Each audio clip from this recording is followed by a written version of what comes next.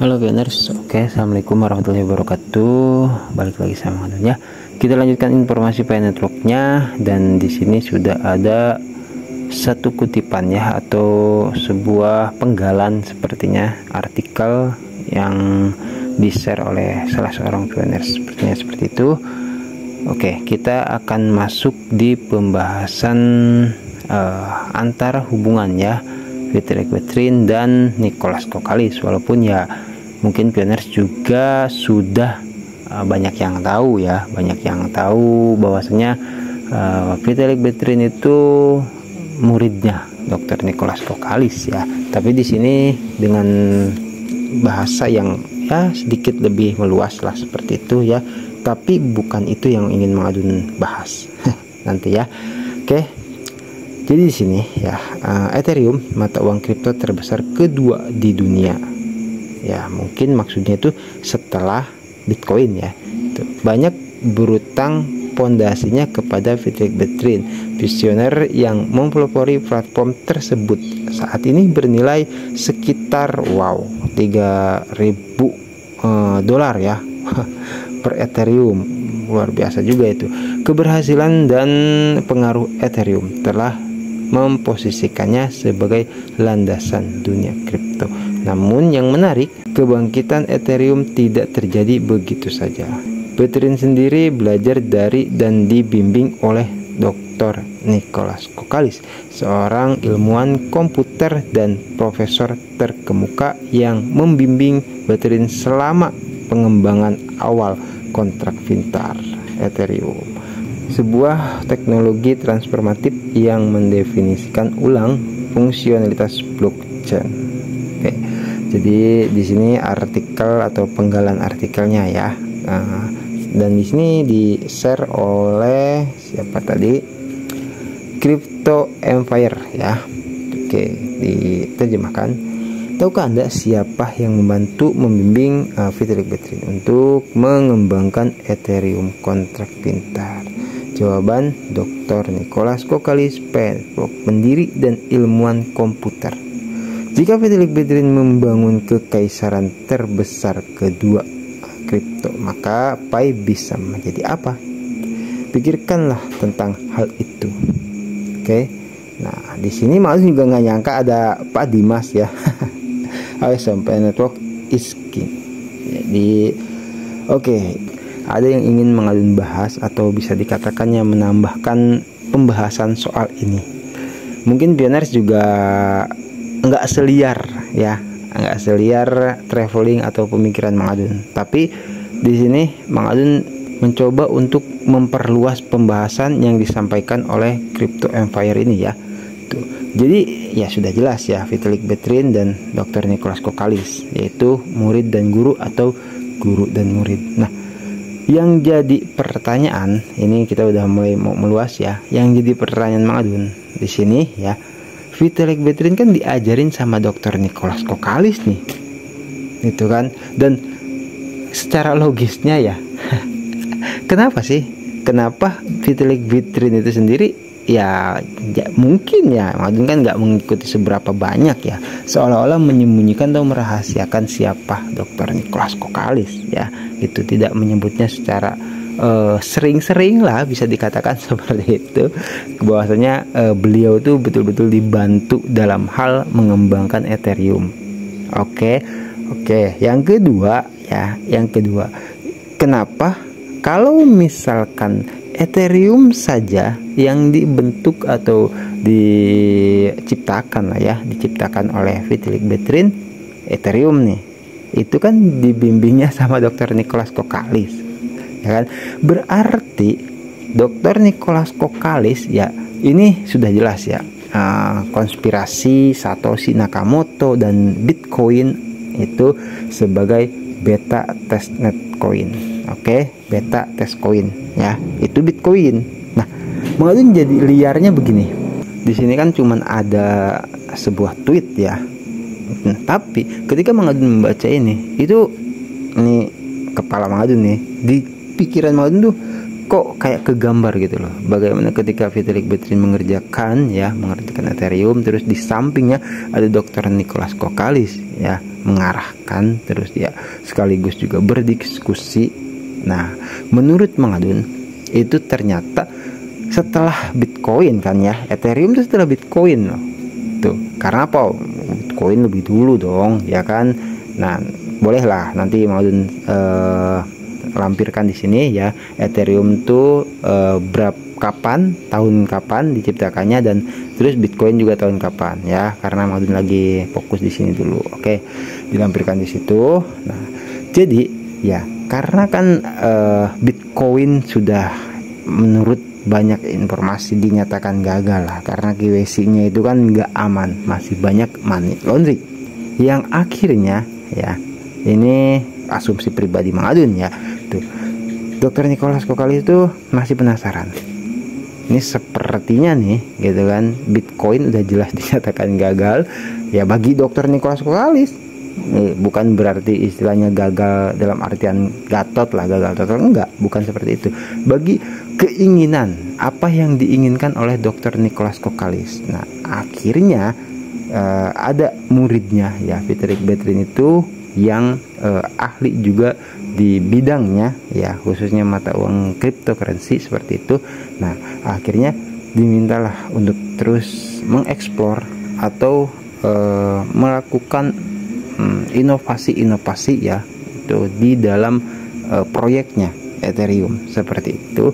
Nah, dimajukanlah, dibimbing sekaligus juga diarahkan tentunya ya. Nah, artinya Dr. Nicholas Kokalis itu sudah tahu konsep Ethereum. Oke, udah tahu ya, ini yang bisa dikatakan di belakang layar lah. Oke, jadi gini, menurut liar pikiran Mang Adun ya gitu, ketika Ethereum terjadi, nah itu tidak ada maksud untuk berkompetisi dengan Bitcoin tentunya ya, dan tidak bermaksud juga untuk menandingi Bitcoin, nggak ada urusan ke situ ya. Maksudnya ini ingin tahu ya. Nah, karena Bitcoin sudah berhasil, nah tadi kan gagal nih, maksudnya berhasil dalam artian launching dan sampai banyak ya itu penggunanya lah, dikatakan seperti itu. Ethereum ternyata berhasil juga. Artinya kalau menurut Mang Adun, Ethereum itu juga salah satu uji coba dari Dr. Nicholas Kokalis. Oke, nah makanya mulailah dibandingkan ya, dari Bitcoin yang dulu itu seperti itu ya, banyak pelanggaran dan sebagainya lah.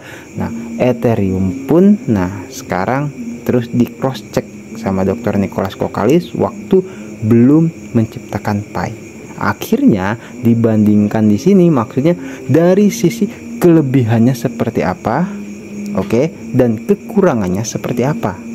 Nah, baru di situ Dr. Nicholas Kokalis bersama Dr. Cheng ya, bersama Dr. Cheng Diopan, maksudnya itu istrinya, yang kalau tidak salah beliau itu ahli di bidang apa ya, intinya tuh membaca perilaku manusia seperti itu. Makanya di era sekarang ini manusia tuh seperti apa sih perilakunya. Nah, akhirnya gabung di situ ya, sampai jadi istri lah ya. Maksudnya nggak tahu tuh apakah karena emang kedekatan beliau berdua itu karena memang satu proyek ingin menggarap Pi Network gitu kan, sampai akhirnya dekat sampai jadian lah, sampai nikah kan. Nah, itu jelas kalau menurut Mang Adun nyambung ya. Karena apa? Karena Dr. Nicholas Kokalis sebagai ahli ya gitu, terus juga Dr. Cheng Diopan juga ahli juga. Nah, akhirnya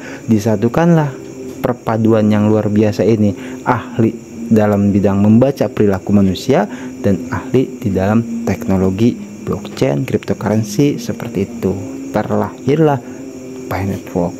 Oke.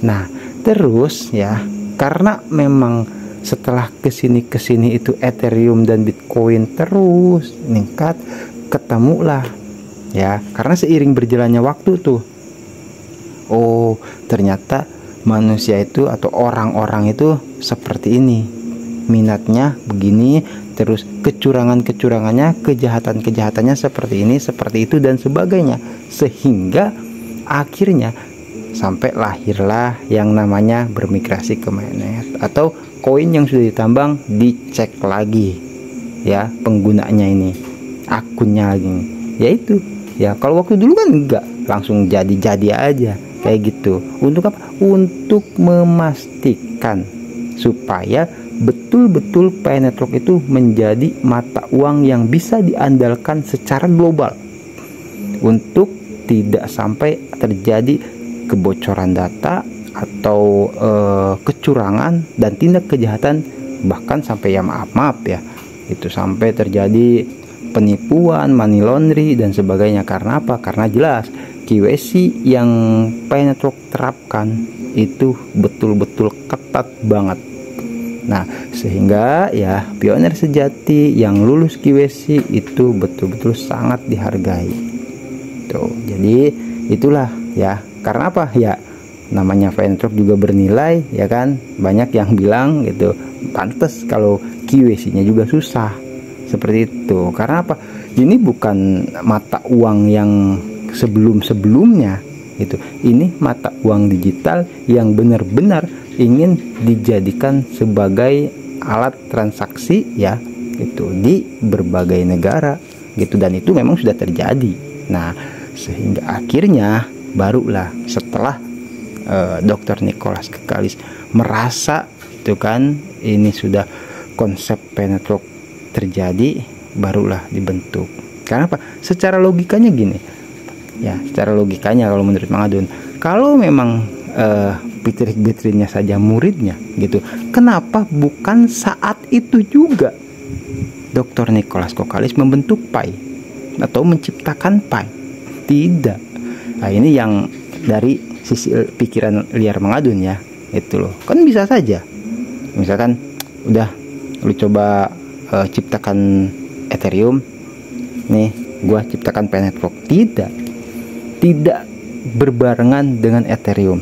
Itu yang di kepala Mang Adun dipertanyakan, kenapa nggak bareng sama Ethereum menciptakan Pi-nya? Karena apa? Karena beliau sudah paham jelas konsep-konsep dan teori-teori dari teknologi ya, baik itu teknologi blockchain maupun cryptocurrency gitu. Nah, itulah kenapa Pi Network itu seolah-olah gitu loh baru.